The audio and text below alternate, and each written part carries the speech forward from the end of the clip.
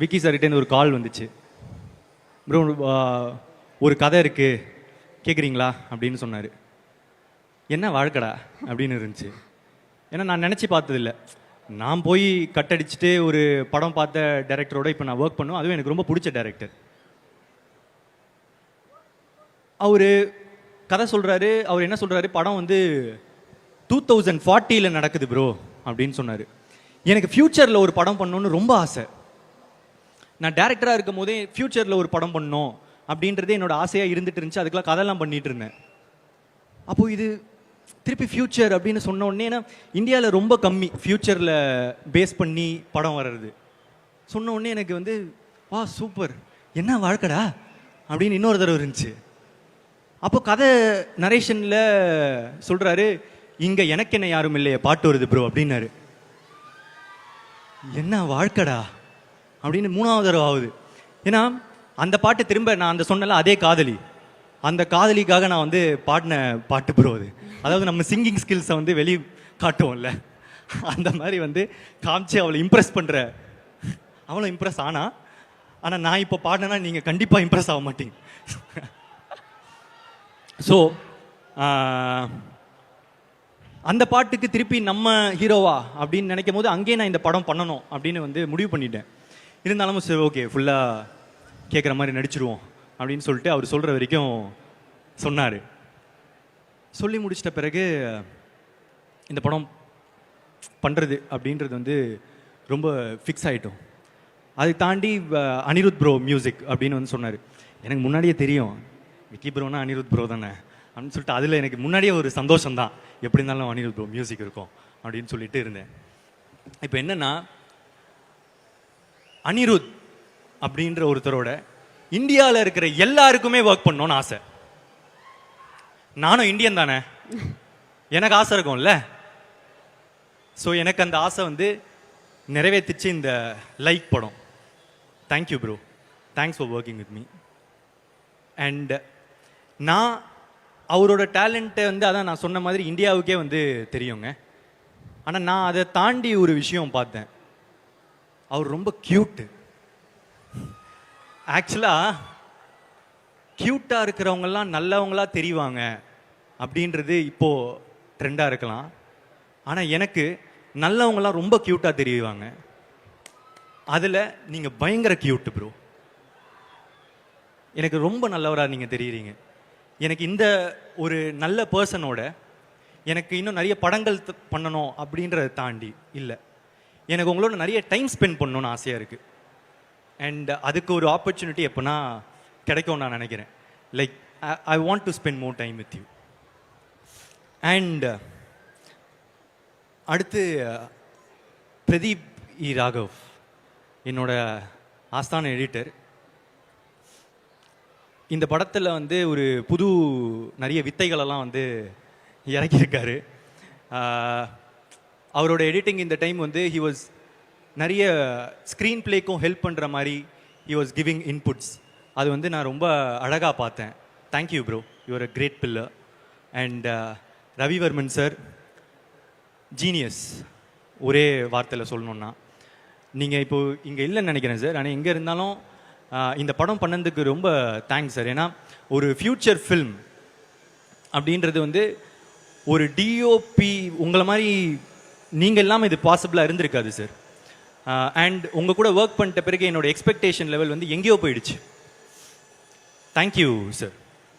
And Muthuraj sir, again Ravivarman sir மாதிரி ஒரு இன்னொரு லெஜெண்ட். எனக்கு வந்து இந்த படத்தில் ரொம்ப பெரிய பெரிய ஆட்களோட ஒர்க் பண்ணுறதுக்கான ஒரு ஆப்பர்ச்சுனிட்டி கிடச்சிது. அண்ட் ஒரு செட்லாம் வரும். ஆக்சுவலி இந்த படம் பாருங்கள். ஆக்சுவலாக படம் பார்த்துட்ட பிறகு தான் முத்துராஜ் சாரோட டீகோட் செஷன் வந்து வைக்கிற மாதிரி ஒரு படம் இது. Thank you sir. அண்ட் இப்போது நடிகர்களில் எஸ்ஜே சூர்யா சார். இப்போ என்னென்னா ஒரு கொஞ்சம் டைம் எடுக்குங்க, ஒரு பெரிய கதை இது.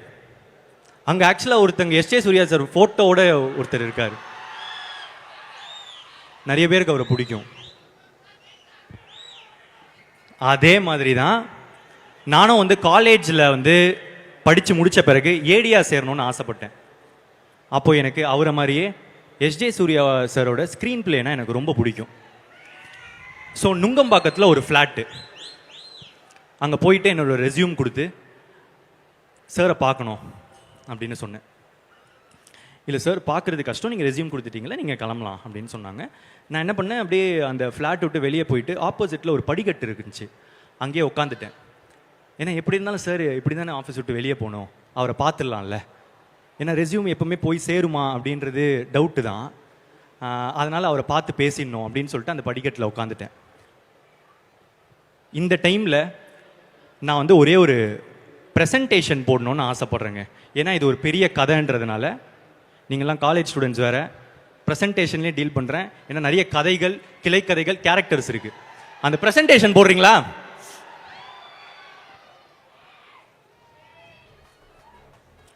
இப்போ அடுத்த ஸ்லைடுக்கு போங்க.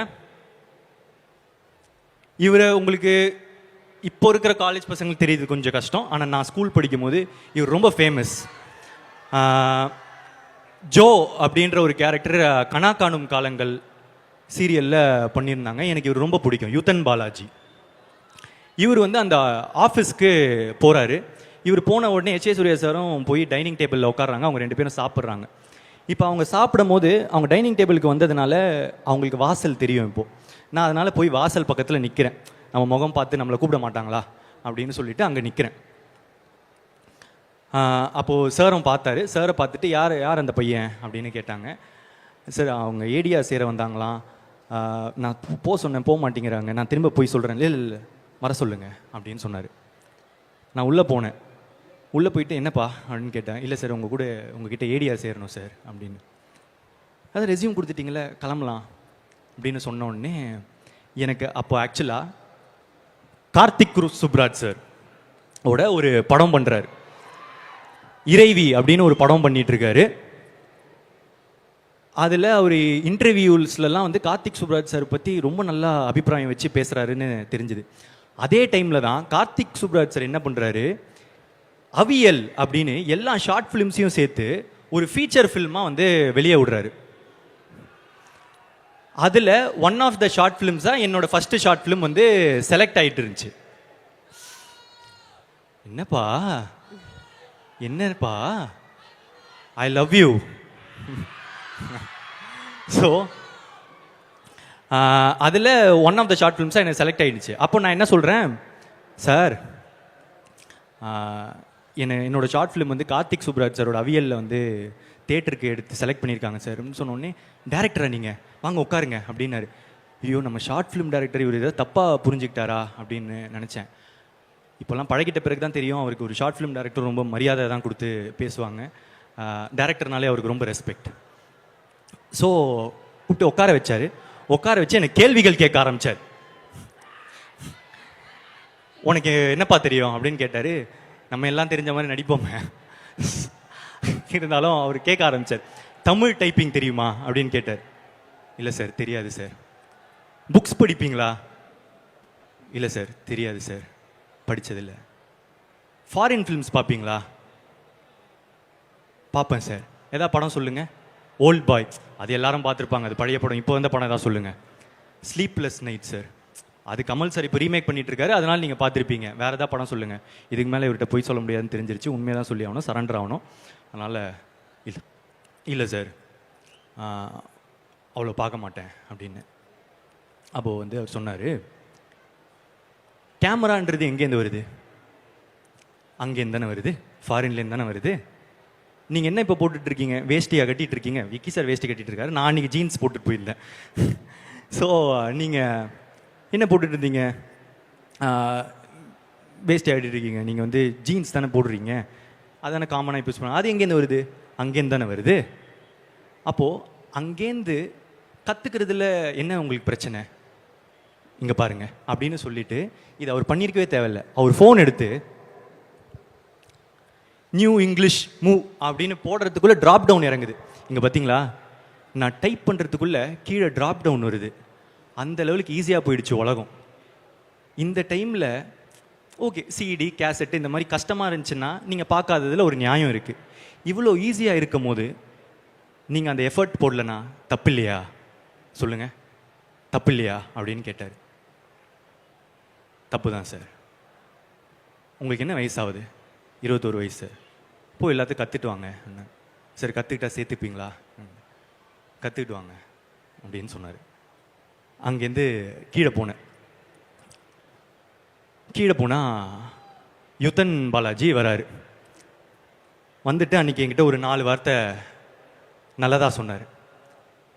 என்ன சொன்னாருன்னு எனக்கு அவ்வளோ ஞாபகம் இல்லைங்க, ஆனால் நல்லதாக சொன்னார். நம்ம எப்பவுமே கொஞ்சம் லோவாக இருக்கும் போது அவங்க என்ன சொல்கிறாங்கன்றது முக்கியம் இல்லை, நல்லதாக சொன்னாங்கனால அதுவே போதும். அவங்க கடைசி வரைக்கும் நம்ம வாழ்க்கையில் நல்லவங்களாக நிற்பாங்க. அந்த மாதிரி எனக்கு அவர் நிற்கிறார். இதுலேருந்து நான் வந்து வீட்டுக்கு போகிறேன். வீட்டுக்கு போனதுலேருந்து அவர் சொன்ன லைன் எக்கோவாக கேட்குது. ஃபாரின் ஃபிலிம்ஸ் பார்ப்பீங்களா, ஃபாரின் ஃபிலிம்ஸ் பார்ப்பீங்களா, ஃபாரின் ஃபிலிம்ஸ் பார்ப்பீங்களா, ஃபாரின் ஃபிலிம்ஸ் பார்ப்பீங்களான்னு. ஸோ அப்போதுலேருந்து 1.5 வருஷத்துக்கு நான் வந்து காலையில் ஆஃபீஸ் போவேன், ஈவினிங் வருவேன். ஈவினிங் வந்துட்டு ஒரு ஃபாரின் படம், எல்லா லாங்குவேஜ், ஜெர்மன், ஃப்ரெஞ்சு, ஈரான், இந்த மாதிரி எல்லா இதுவும் பார்க்க ஆரம்பித்தேன். அப்போ தான் எனக்கு தெரிஞ்சது, ஓகே ஈரானியன் ஃபிலிம்ஸ்னால் வந்து ரியலிஸ்டிக்காக இருக்கும் போல், ஃப்ரெஞ்ச் ஃபிலிம்ஸில் எடிட்டிங் சூப்பராக இருக்கும் போலன்னு என்னோடய பெர்ஸ்பெக்டிவே வைட் ஆகிடுச்சு. நிறைய கற்றுக்கிட்டேன். அந்த 1.5 வருஷம் கழிச்சுட்டு வேல்ஸ் காலேஜ் யூனிவர்சிட்டியில் போயிட்டு, வேல்ஸ் இன்டர்நேஷ்னல் ஃபில்ம் இன்டர்நேஷ்னலில் போயிட்டு ஒரு படம் சைன் பண்ணுறேன். அது வேறு கதை, இன்னொரு நாள் சொல்கிறேன். ஸோ அவங்க போய் சைன் பண்ண அவங்க சொல்கிறாங்க, நீங்கள் ஒரே ஒரு ஹீரோ மட்டும் நம்ம லாக் பண்ணிட்டா இந்த ப்ராஜெக்ட் டேக் ஆஃப் ஆகிடும். இப்போ நான் போகிறேன். நமக்கு சினிமாவில் யாருமே தெரியாது, ஐடி காலேஜ் ஒரு பேக்ரவுண்ட் இல்லை. ஸோ என்ன பண்ணுறது, ஹீரோ எங்கே நின்னு சொல்லி யோசிச்சுட்டு இருக்கும்போது எனக்கு ஒரே ஒருத்தர் சினிமாவில் தெரியும். அவர் என் காலேஜ் சீனியர், நாளைய இயக்குனர்லாம் வந்து பண்ணியிருக்காரு, அதனால் அவருக்கு கொஞ்சம் கான்டாக்ட்ஸ் இருக்குது அப்படின்னு போனேன். அஸ்வத்.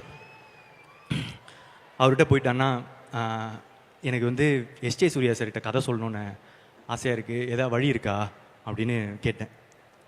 மச்சான் இருறா அப்படின்னு சொல்லிட்டு போனார். பக்கத்து ரூமுக்கு போனார்.